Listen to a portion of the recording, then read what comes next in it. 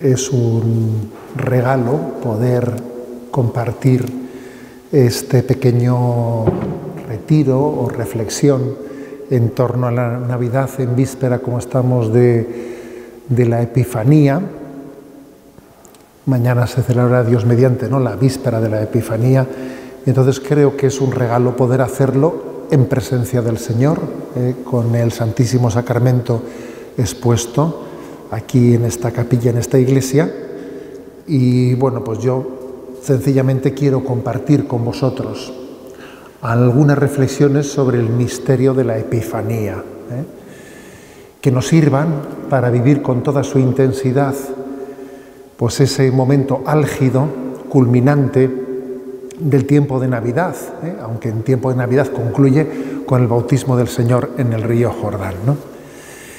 Y entonces quisiera hablar de las enseñanzas de la Epifanía y entro directamente, Entro directamente en ese misterio, que lo tenéis en el Evangelio de San Mateo. Os sugiero también de que podáis tener una lectura contemplativa de ese capítulo 2 de San Mateo, en el que se nos descubre el misterio de cómo el Señor se mostró a todas las naciones. Es el Evangelio de Mateo, por cierto, el que hace la genealogía de Jesús, que es la genealogía de José, ¿no? Pero después de haber hecho esa genealogía de Jesús, que es como decir, bueno, pues del pueblo hebreo por todos los costados, ¿no? Es ese que tenía 8 apellidos, ¿no? No 8, sino 80 apellidos del pueblo hebreo. Pero, sin embargo, después de haber hecho tal afirmación de que Jesús es el esperado de Israel, después, en el capítulo 2 de San Mateo, habla de la Epifanía, de la mostración a todos los pueblos, ¿no? Vaya contraste tan hermoso y tan significativo. La Epifanía es la mostración, es la revelación de Jesús a todos los pueblos, a todas las naciones. Y yo voy a hablar de 4 enseñanzas que se esconden, que están presentes en ese misterio de la Epifanía. La primera es el hecho de que el Señor se muestra a los que le buscan, condición sine qua non, ¿no?, para poder vivir esta fiesta de la Epifanía, es haber respondido a eso que Dios ha dejado inscrito en el corazón de todo el hombre, que es la búsqueda de Dios. Pertenece al ADN espiritual del corazón del hombre el ser un buscador, el tener hambre y sed de Dios. Sé que algunos me diríais, pues yo conozco a mucha gente que no tiene ni pizca de hambre y de sed de Dios. Conozco a mucha gente que tal sentido espiritual, bueno, porque es que, por desgracia, formamos parte de una cultura en la que se está matando o queriendo matar, que eso no es tan fácil hacerlo, no es tan fácil matar, ¿no?, ese deseo de Dios que late en el corazón de todo hombre. Pero es clave que entendamos que el Señor sale al encuentro de los que le buscan, y por lo tanto el tener un espíritu inquieto, el ser un buscador, ¿no?, es una condición clave para poder vivir el misterio de la Epifanía. Es cierto que la iniciativa es de Dios. Es cierto que cuando decimos que un encuentro tiene lugar entre 2 partes, ¿no? Y entre las 2 partes, pues podríamos equivocadamente decir, pues el 50% lo pone Dios y el 50% lo pone el hombre. No, no es así. Sin duda, el gran protagonista de ese encuentro, de esa mostración, pues es Dios, ¿no? Pero nuestra parte, por pequeña que sea, es como esa gotita de agua que en el cáliz se derrama en el vino, y sin la cual esa gotita de agua, sin esa gota de agua estaría el misterio de de la redención de Jesucristo estaría incompleto, porque falta nuestra participación también en el sacrificio de Cristo. Bueno, pues algo así, ¿no? También sin esa búsqueda de Dios, sin ese hambre y sed de Dios, el misterio de la Epifanía se puede frustrar, se puede frustrar. El mostrarse de Dios necesita un corazón en búsqueda, necesita un corazón en búsqueda. Y sin duda alguna en nuestros días, uno de los grandes males de nuestro tiempo es el mal de la indiferencia. El mal de la indiferencia. Y es muy difícil darle de comer a alguien que no tiene hambre. Bien lo sabéis las madres, que a veces habéis vivido pequeñas torturas, ¿no? Torturas queriendo alimentar a un niño que no tiene apetito, y a ver cómo le engaño para darle de comer. Y cojo la cucharilla y estoy ahí, pues, a ver cómo le engaño y le abro la boca, jugando al avión con la cucharilla. Y es una pequeña tortura dar de comer a alguien que no muestra hambre. Pues eso le tiene que pasar a Dios en grado sumo cuando Él tiene un gran tesoro para comunicar a un hombre que no muestra el deseo de Él, ¿no? Como dar de comer a alguien que no tiene hambre.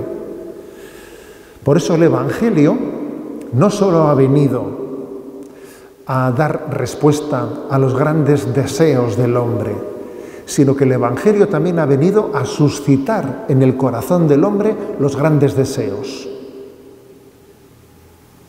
a suscitarlos.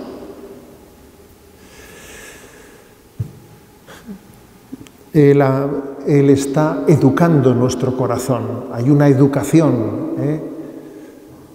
en el corazón del hombre para que tenga un verdadero deseo de bien, de belleza. Fijaros cómo dice, ¿no?, el Evangelio: buscad y encontraréis, llamad y se os abrirá. Porque el que pide, recibe. Al que llama, se le abre. Por lo tanto, hay que pedir. Para poder pedir hay que sentir la necesidad y tener un deseo. Todo eso está unido.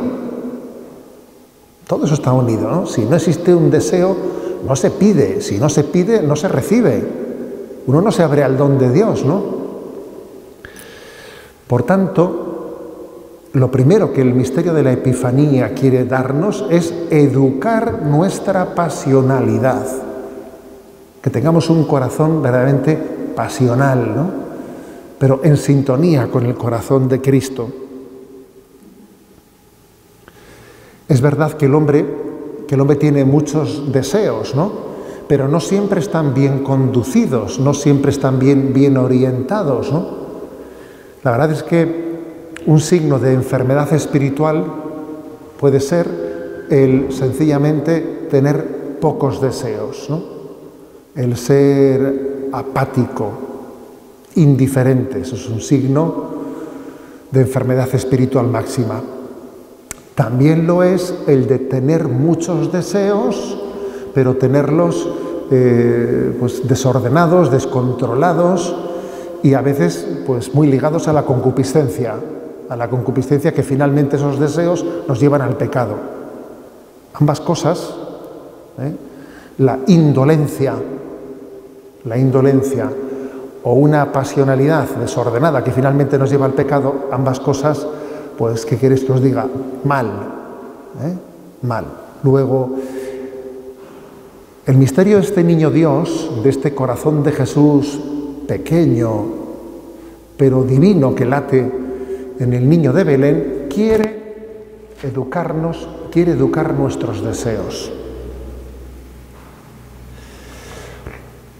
Frente a los deseos humanos hay cuatro posibilidades, fijaros bien, cuatro posibilidades. Una es, pues la del materialismo, que el hombre está lleno de deseos materialistas, que los ha endiosado, ¿no? Y ese es el materialismo, que hace de la materia un dios, ¿no? Y entonces es pensar que todos los deseos materialistas cumplidos iban a ser capaces de hacer feliz al hombre. Y es una gran mentira. Eso lo sabemos todos los que hemos experimentado el ilusionarte con un deseo material, conseguirlo, sentirte enseguida insatisfecho, ir a por el siguiente, conseguirlo, sentirte insatisfecho. Esa espiral la hemos experimentado muchas veces en nuestra vida, que el materialismo es una gran mentira, es una promesa de felicidad que no te puede dar. Es prometerte lo que no te puedo dar. Esa es la mentira del materialismo, ¿no? Bueno, otra actitud, ¿no? Otra posibilidad frente a los deseos es, pues ya que uno experimenta esa frustración, con el materialismo no sacia el corazón del hombre, ¿qué es lo que hace? Venga, pues voy a anular mis deseos, ¿no? Voy a intentar anularlos.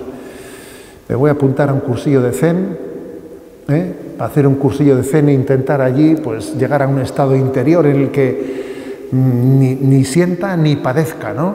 Ni sienta ni padezca, y entonces no experimente deseos, que eso es en gran medida, ¿no? Pues lo que hoy en día se entiende por espiritualidad. Pues un recurso al Zen o al budismo, que en el fondo es pensar que el hombre será feliz cuando no desee nada, anular los deseos. Otra gran mentira, otra gran mentira, porque entre otras cosas es imposible, ¿no?, anular los deseos del hombre. Recuerdo una expresión que el padre Mendizábal nos dijo en unos ejercicios espirituales, y decía él, ¿no?, cuando el hombre se concentra plenamente en vencer su yo, paradójicamente quien vence es su yo. O sea, en el fondo es ponerte a tu yo en el centro del universo.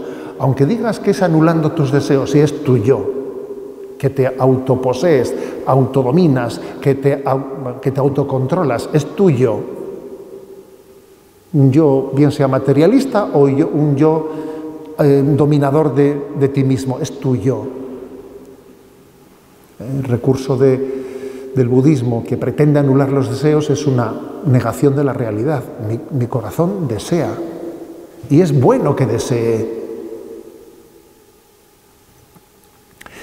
La tercera posibilidad equivocada frente a los deseos, pues es la de identificarlos todos como deseos pecaminosos. Luego todos los deseos son pecaminosos y luego lo que hay que hacer es reprimirlos por aquí y por allá, ¿no? Como aquel que decía, ¿no?, que en esta vida todo lo que te gusta o engorda o es pecado, ¿no? Y entonces decía, pues tengo un problema, porque claro, pues si esto es así, todos los deseos son pecaminosos, pues no cabe más, o sea, ser cristiano es reprimir los deseos, porque son pecaminosos. A ver, pues no es verdad. Una cosa es que exista el pecado original y que exista en nosotros una distorsión por el pecado, pero no es verdad que todos los deseos, o sea, que la identificación de deseos y concupiscencia, o no digamos ya pecado, es una identificación falsa. Dios ha sembrado buenos deseos dentro de nosotros. Otra cosa es que luego ha crecido la cizaña al mismo tiempo que el trigo. Bueno, vamos a ver cómo distinguimos la cizaña del trigo. Pero Dios sembró deseos de bondad en nosotros. Vamos a distinguirlos, ¿no? Por lo tanto, la auténtica actitud es la de la educación de nuestros deseos. La educación de los deseos. Que es la espiritualidad del corazón de Jesús, fijaros, ¿no?, que nos quiere sintonizar con el corazón de Cristo para que se purifique lo que tenga que purificarse, se ilumine lo que tenga que iluminarse, ¿no?, para poder llegar a la unión de nuestros deseos con el corazón de Cristo. Y cuando, por ejemplo, no hacemos ese ofrecimiento de obras por la mañana, y al Señor le pedimos que nuestro corazón se llene de sus deseos, de los deseos redentores, ¿no? Enciende nuestros corazones en las ansias redentoras del corazón de Cristo. Estamos queriendo desear con lo que desea el corazón de Jesús, ¿no? Alegrarnos con sus alegrías, sufrir con sus sufrimientos, ¿no? Educar nuestros deseos es posible, claro que es posible. Entonces, el misterio de la Epifanía, en aquellos tres misteriosos personajes de Oriente, vemos la expresión de unos corazones en los que Dios había sembrado un deseo de plenitud, un deseo de verdad. Eran tres corazones humildes, sencillos, que se pusieron en búsqueda y que además pues se pusieron en búsqueda con todas las consecuencias, ¿no? Cuando venga el Señor, cuando se muestre el Señor en la Epifanía, ¿encontrará corazones que le deseen de verdad? Dice el Evangelio, ¿no? Cuando vuelva el Hijo del Hombre, ¿encontrará fe en esta tierra? Bueno, pues formulémoslo desde otra expresión. Al mostrarse el Señor en la Epifanía, ¿encontrará corazones que le deseen? ¿Que le deseen? Porque claro, eso es Hace poco, días atrás, hemos inaugurado ahí en la Basílica de Santa María, en la parte vieja, pues ahí en el Museo Diocesano, un Belén napolitano, pues muy hermoso, muy precioso. Y claro, en un Belén napolitano, como allí se representan, pues eso, ¿no? Es una profusión de todo lo que es la sociedad napolitana, figuras por todos los lados, ¿no? Pues claro, enseguida, pues inevitablemente, pues los ojos de los visitantes pues van a montones de detalles, de figuras, etcétera, en los que la presencia allí de Jesús pues acaba quedando casi en un segundo lugar, porque todos son detalles fíjate pues las bailarinas, y fíjate esto, y fíjate lo otro, ¿no? Entonces en la inauguración, ¿no? Pues lógicamente pues quien había sido un poco la diseñadora de las imágenes, pues subrayó, ¿no? Pues todas las características de los belenes napolitanos, también don Edorta como el responsable del Museo Diocesano, pero bueno, pues cuando me tocaba a mí decir una palabra, quise subrayar de cómo cuando nosotros decimos en nuestro refranero se armó el Belén, la expresión se armó el Belén es menudo lío, ¿no? Y menudo lío quiere decir que ante la llegada de Jesús, pues ha habido situaciones o tomas de postura absolutamente contradictorias. Vino a su casa y los suyos no le recibieron. Algunos ni le esperaban, ni tenían noticia, ni tenían disposición. Se armó el Belén. Es que Jesús es signo de contradicción. Y es signo de contradicción porque queda patente que no es para todos el esperado, el deseado. Y que Jesús no sea el esperado, no sea el deseado, ¿no? De nuestro corazón es un drama.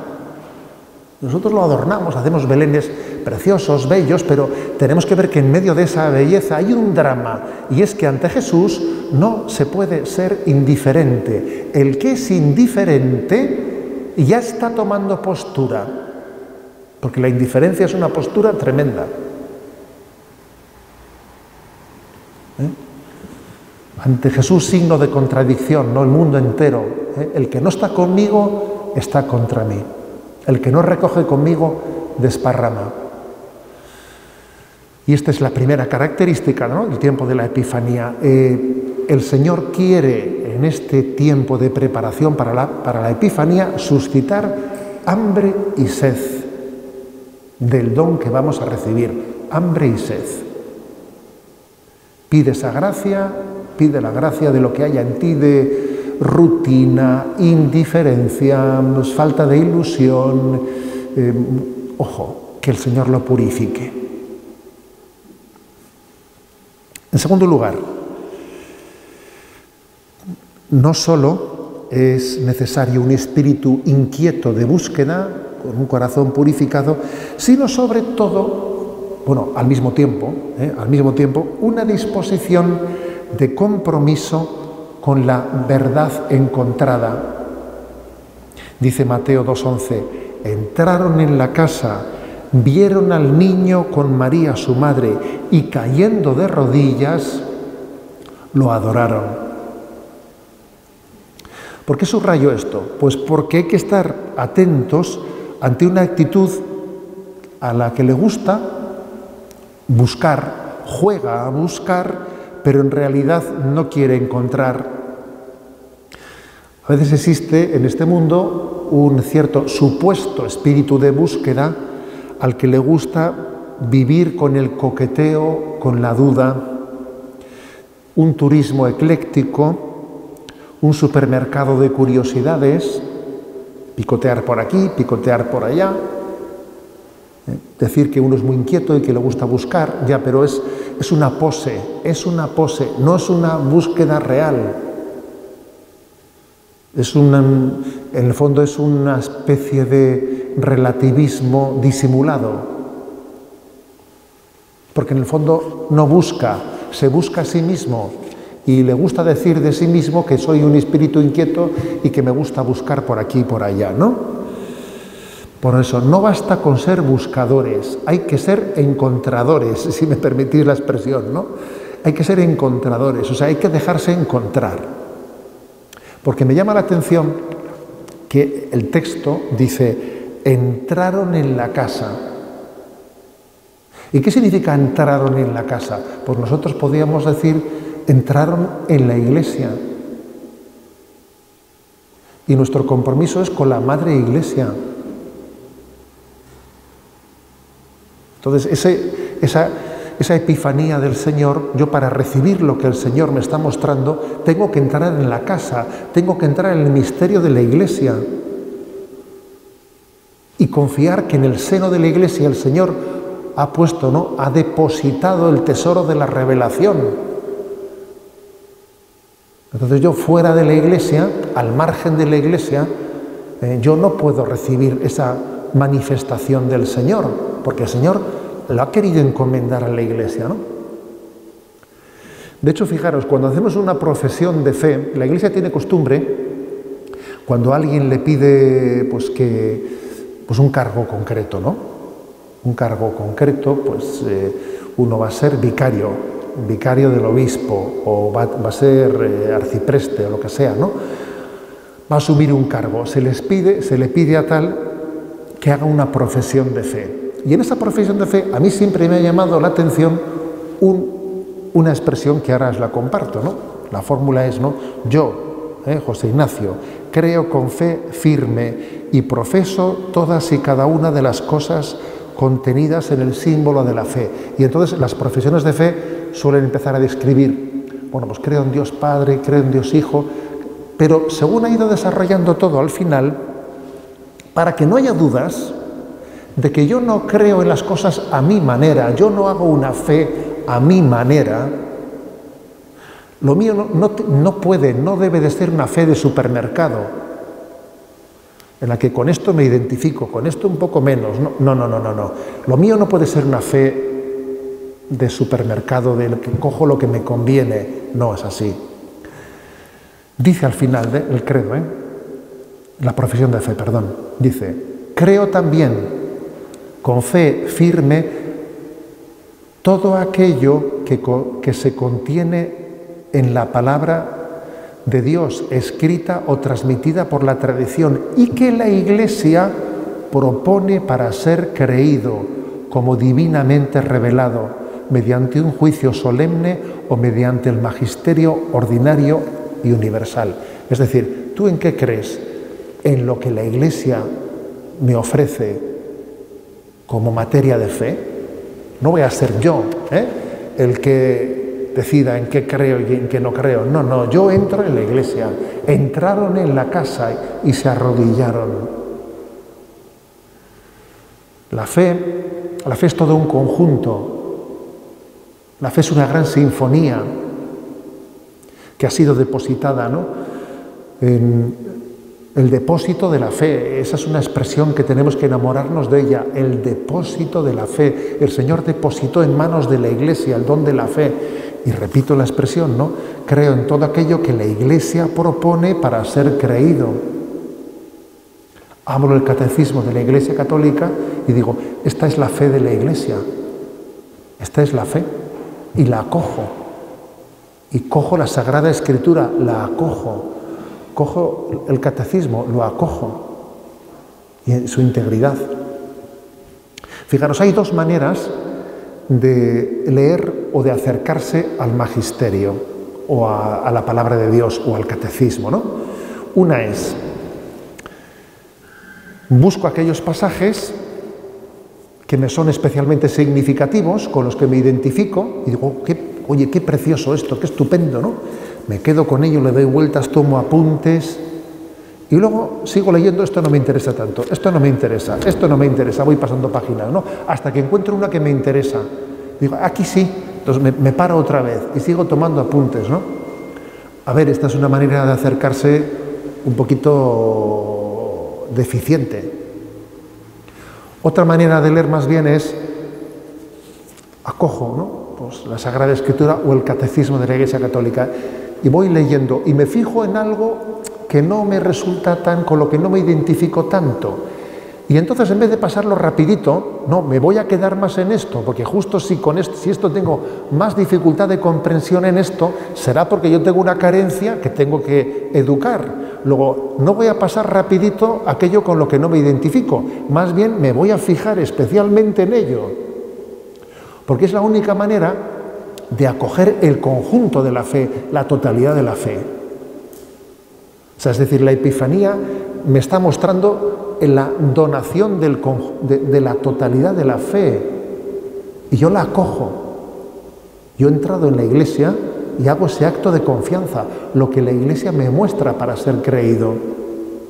Y no selecciono, no, acojo en su integridad, la integridad de la fe, la integridad de la fe. Porque hoy en día, por desgracia, estamos observando que la fe no se acoge en su integridad, sino que según la sensibilidad de las personas, uno se fija en un aspecto, se fija en otro y desprecia a los demás. Y a veces, pues ocurre, ¿no?, que las personas que se dicen, ¿no?, con una sensibilidad de derechas o conservadoras, pues parece que se fijan más en algún aspecto de la revelación cristiana, como el don de la familia, el don de la vida. Y las personas que se dicen, ¿no?, de una sensibilidad pues de izquierdas o socialista, o no sé, pues se fijan más, les atraen más los pasajes de la revelación que hacen referencia al amor al pobre o a los excluidos o a la justicia social. A ver, que eso no sirve, que eso no sirve, que eso es hacer una aproximación a la revelación de Dios desde nuestras concepciones o sensibilidades políticas que tienen poco que ver o nada que ver con la revelación de Dios. Nosotros acogemos la revelación de Dios en su integridad, no la prejuzgamos desde nuestros a prioris de sensibilidades políticas, etc. Por tanto, insisto en estos dos puntos primeros, ¿no? La Epifanía subraya ese primer aspecto, que es el deseo y búsqueda, pero en segundo lugar, la importancia de el acoger plenamente el depósito encontrado, no seleccionarlo, no, sino acogerlo en su plenitud. En tercer lugar, tercera característica de esa espiritualidad de la Epifanía, ¿no?, la ordenación de nuestra vida desde esa verdad encontrada. Dice el texto, y cayendo de rodillas, le ofrecieron oro, incienso y mirra, cayendo de rodillas. Ojo, porque se puede estar en la ortodoxia de la fe, alguien que diga yo, pues tengo el don de acoger la fe en su integridad, en la plena ortodoxia, ¿no? Pero se puede estar en la ortodoxia, pero sin estar en el corazón de Dios. Eso es posible. Es posible. Pues cuando vino San Juan Pablo II a visitar allí en el año 82, ¿no? Pues España, recuerdo que cuando tuvo un encuentro con los teólogos, les insistió mucho en la teología arrodillada. A ver, la teología, si no es arrodillada, pues es que nos sirve de muy poco. Y no deja de ser, fijaros, no deja de ser una pequeña desgracia el que en nuestro tiempo se pueda ser teólogo sin ser santo. Eso es una desgracia. Pues sí que te sirve de algo eso, ¿eh? Y en la historia de la Iglesia, hasta el siglo XII o XIII, ser teólogo casi era sinónimo de ser santo, porque era imposible ocuparte de las cosas de Dios sin que eso cambiase tu vida, de no ser que fueses un hereje, ¿no? Había también algunos que caían en herejías y por motivo de que caían en herejías pues no tenían la santidad. Pero aquellos teólogos que vivían en la ortodoxia de la Iglesia pues eran santos, porque es que claro, estar en medio de las cosas de Dios sin que las cosas de Dios te transformen interiormente, es como nadar sin mojarte. Oye, ¿cómo puede nadar sin mojarse uno? ¿Cómo puedes estar metido en la teología, empapado en las cosas de Dios, sin que eso te lleve a la conversión, ¿no? Por eso, fijaros, es importante que esta tercera característica no solo es recibir el mensaje de la revelación en la Epifanía, sino que es caer de rodillas y adorarlo. Y ese caer de rodillas es transformar nuestra vida, volver a nacer de nuevo. Si no os hacéis como niños, no entraréis en el reino de los cielos. Y este tercer aspecto es clave. Es clave, ¿eh? Ese don de la revelación que estamos llamados a coger íntegramente, ese depósito de la revelación nos ha sido dado para que nosotros volvamos a nacer de nuevo, seamos como Jesús le dijo a Nicodemo, ¿no? Si no vuelves a nacer de nuevo, no puedes recibir el reino de Dios. San Ambrosio y San Benito decían que el secreto de la vida espiritual está en no anteponer nada al amor de Cristo. No anteponer nada. Que Cristo lo sea todo para nosotros, ¿no? Esa es la conversión. Esa es la conversión. Ese es el caer de rodillas y adorarle. Que suponga, por lo tanto, un volver a nacer de nuevo, poniendo a Jesucristo en el centro de gravedad de nuestro corazón.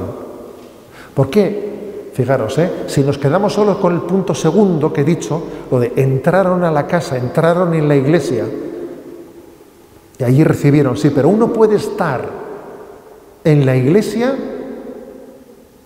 uno puede estar en la casa del Padre sin estar en el corazón del Padre. Ojo con eso. Eso es posible, sí es posible. Que nos lo digan a los sacerdotes. Que uno puede convertirse en un, entre comillas, profesional, un profesional de las cosas de Dios. Y vive en la casa de Dios, pero sin haberse convertido y sin vivir en el corazón de Dios. Eso es posible, ¿no? Y tenemos que huir de ello como de la peste, ¿no? Y sentirnos siempre como alguien que vive pues el encuentro de la llamada a la conversión como si fuese la primera vez que lo recibiese, ¿no? Un cristiano es aquel que no se cansa nunca de estar empezando siempre, y siente la llamada a la conversión con plena frescura y no permite que la frescura de la llamada a la conversión se pierda nunca. Tiene su plena esperanza en la santidad. Porque os voy a decir una cosa, para mí un signo de que alguien tiene una vida cristiana bien orientada, ¿sabéis cuál es? Yo le haría la siguiente pregunta a alguien: ¿tú tienes esperanza en la santidad? A ver, esa pregunta es un test inmejorable. Si alguien tiene esperanza en la santidad, su vida cristiana está bien planteada. Pero dice, esperanza en la santidad, madre mía, ¿no? Si nos falta esperanza en la santidad es que nuestra vida cristiana pues está tocada, no está bien orientada. Estamos en la casa del Padre sin estar en el corazón de Dios. Eso es un drama. Sí, nos hemos adherido a toda la fe católica. Vivimos en la plena ortodoxia. Sí, eso es muy importante, claro que es muy importante. Pero no hemos al mismo tiempo acogido la llamada a nacer de nuevo y a arrodillarnos, ¿no? Presentándole nuestras ofrendas, oro, incienso y mirra. Y cada uno sabe qué es ofrecerle al Señor todo lo que tenga que ofrecerle para que ese acto de adoración nazca de una verdadera conversión. Ofrecerse Él, ofrecerle tus pecados tal vez. ¿Qué le ofrecería al Señor? Ofrécele tus pecados. Ofrécele tus pecados, ¿no? Os he contado yo varias veces, el obispo siempre suele ir el día de Reyes a la prisión de Martutene, ¿no? Y recuerdo hace unos años, pues que tal día, el día de la Epifanía, estaba en la prisión predicando a los internos, y entonces, pues, se me ocurrió decir,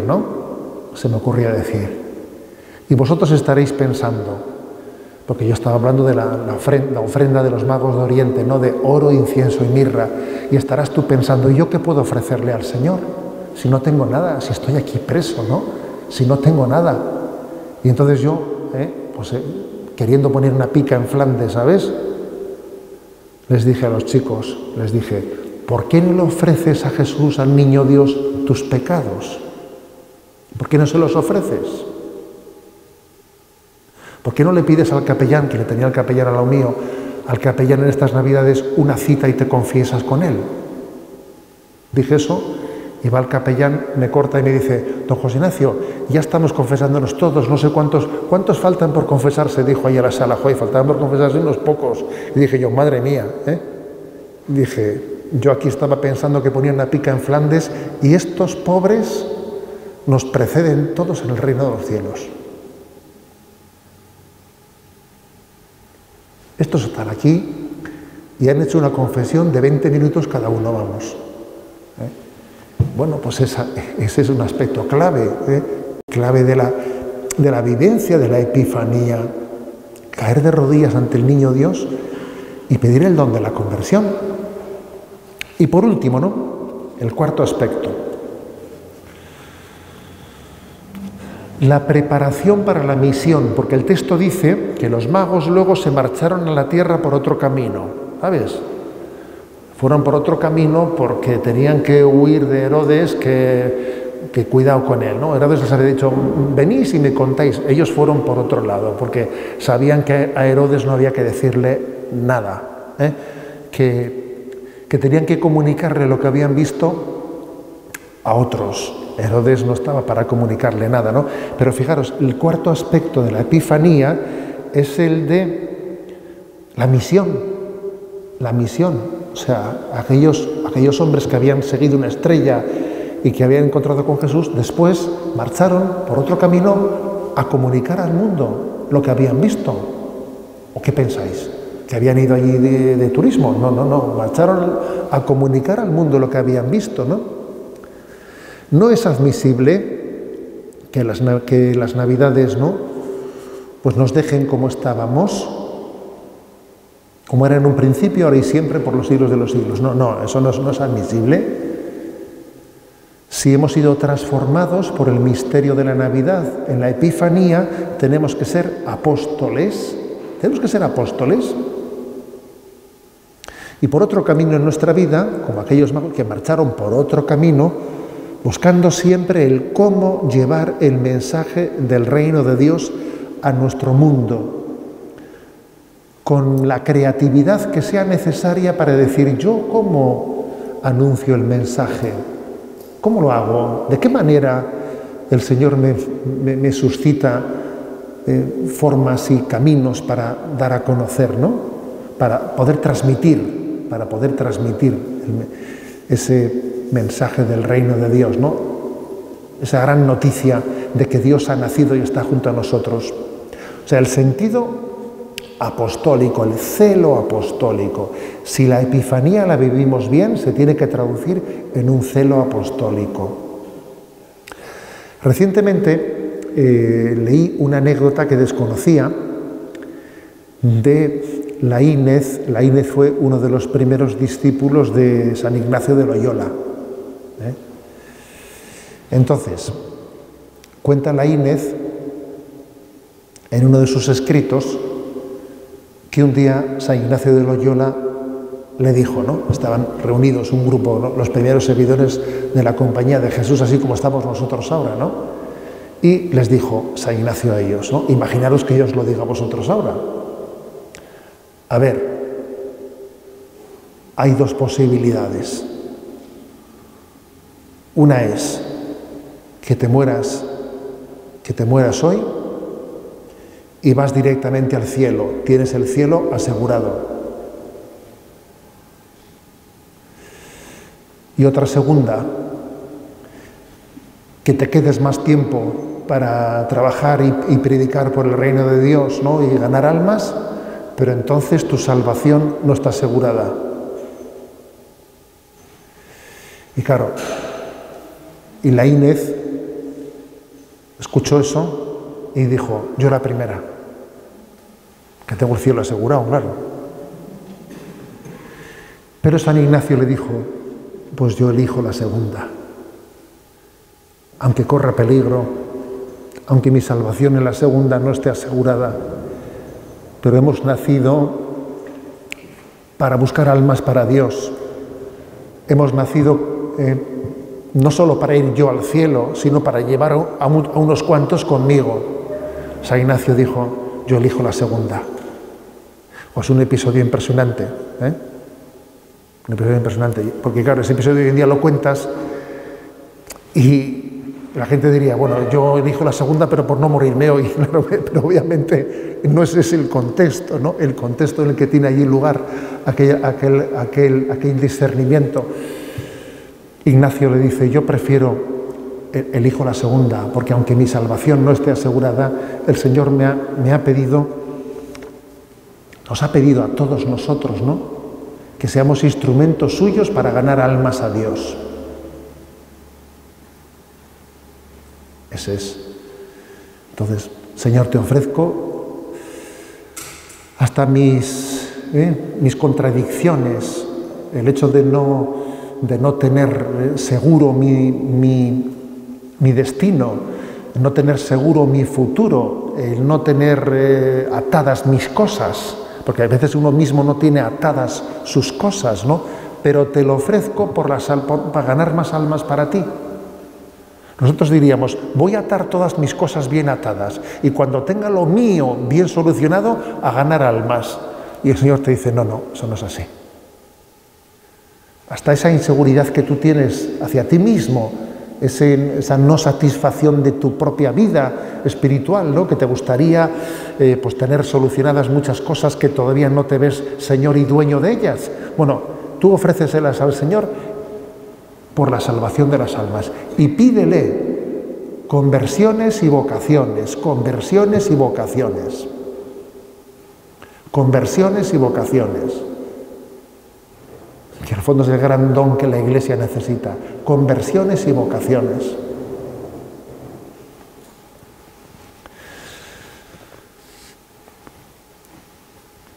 En el Evangelio que hoy precisamente, hoy día 4 de enero, ¿no? Se proclama, que es el Evangelio del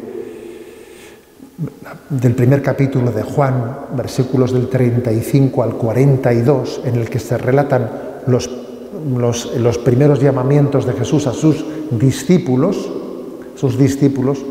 Es un evangelio entrañable el que hoy se predica, ¿no? Al día siguiente estaba Juan con dos de sus discípulos y fijándose en Jesús que pasaba, dice: este es el Cordero de Dios. Los dos discípulos oyeron sus palabras y siguieron a Jesús. Jesús se volvió y al ver que lo seguían, les pregunta: ¿qué buscáis? Ellos le contestaron: Rabí, que significa maestro, ¿dónde vives? Él les dijo: venid y lo veréis. Entonces fueron, vieron dónde vivía y se quedaron con él aquel día. Era como la hora 10:00. Andrés, hermano de Simón Pedro, era uno de los dos que oyeron a Juan y siguieron a Jesús. Encuentra primero a su hermano Simón y le dice: hemos encontrado al Mesías, que significa Cristo, y lo llevó a Jesús. Jesús se le quedó mirando y le dijo: tú eres Simón, el hijo de Juan, tú te llamarás Cefas, que se traduce Pedro. O sea, es decir, que en cuanto que habían sido encontrados por Cristo, enseguida Andrés, ¿no?, va ante Simón y le habla de Jesús y se convierte en embajador del encuentro entre Jesús y Simón.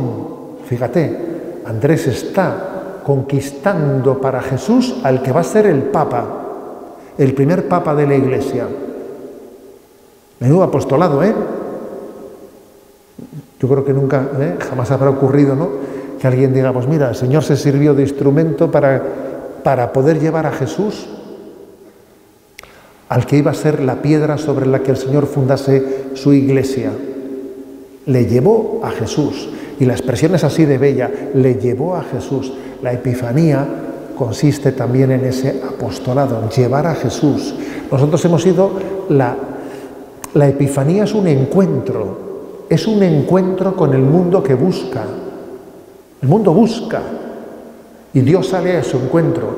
Esa es la Epifanía, que requiere que nos conmovamos por ese encuentro con Jesús, que nos sintamos conmovidos. Lo mejor de nuestra vida es haber conocido a Dios, haber conocido a Jesús. Lo mejor de mi vida es haberte conocido. No hay nada mejor en mi vida que haber conocido a Jesús. Y luego ya, como dicen los jóvenes, ¿no?, luego ya lo más es que encima no solo me hayas permitido conocerte, sino llevarte yo a otros para que te conozcan. Y los llevó a Jesús, ¿no? Lo mejor de mi vida es haberte conocido y Señor, te pido la gracia de poder ser instrumento tuyo para que otros te conozcan. Esta es la espiritualidad de la Epifanía, queridos hermanos. Me llama mucho la atención en este Evangelio que San Juan, el discípulo amado, diga que aquel momento en el que se encontró con Jesús era la hora 10:00. Otros traducen, eran como las 4 de la tarde. Qué impresionante que hubiese quedado grabado en el corazón de Juan el primer momento del encuentro con Cristo. ¿Cuántas cosas han pasado en nuestra vida que hayamos olvidado? Madre mía, yo soy de los que tengo una memoria de pez, ¿no? Que es que suele ser bueno a veces tener mala memoria, porque así te cuesta menos perdonar, ¿sabes? Entonces, pues mira, te olvidas de las cosas y entonces el que tiene mala memoria es difícil que sea rencoroso, pues tiene su ventaja en tener mala memoria, Pero sin embargo, hay momentos claves que han configurado tu vida, que son tan significativos que no los olvidarás nunca, como es el haber conocido a Jesucristo. Eran como las 4 de la tarde, cuando Jesús le dijo a Juan: ¿qué buscas? Y Juan le dijo: Maestro, ¿dónde vives? Aquellos magos de Oriente no olvidarán nunca, nunca, cuando entraron en el portal de Belén, cuando se arrodillaron, cuando encontraron a aquel niño en manos de María y de José. No lo olvidarán nunca. Ese fue un encuentro que configuró completamente su vida. como un Francisco Javier jamás olvidará aquel día que se encontró con Ignacio de Loyola en París, en la universidad, y le dijo: Javier, ¿de qué te sirve ganar el mundo entero si pierdes tu vida? Hay encuentros que marcan nuestra vida y que jamás serán olvidados. Ese es el encuentro de la Epifanía. Al Señor le pedimos estas 4 cosas que hemos dicho, ¿no?, en esta reflexión. Primero, deseo ardiente de Él. Segundo, ¿no?, compromiso con esa revelación que Dios, acogida plena de esa revelación que Dios nos muestra, acogida plena de esa revelación en el seno de la Iglesia. En tercer lugar, la llamada a la conversión, a volver a nacer de nuevo para poder vivir en el corazón de Dios como un niño que todo lo espera de su Padre. Y en cuarto lugar, ¿no?, participar de esa misión de quien ha descubierto a Cristo, ha sido encontrado por Cristo y se convierte en testigo, en apóstol, en enviado. Vamos a pedir esa gracia, estas 4 gracias especialmente en esta Epifanía. Gloria al Padre, al Hijo y al Espíritu Santo, como era en el principio, ahora y siempre, por los siglos de los siglos.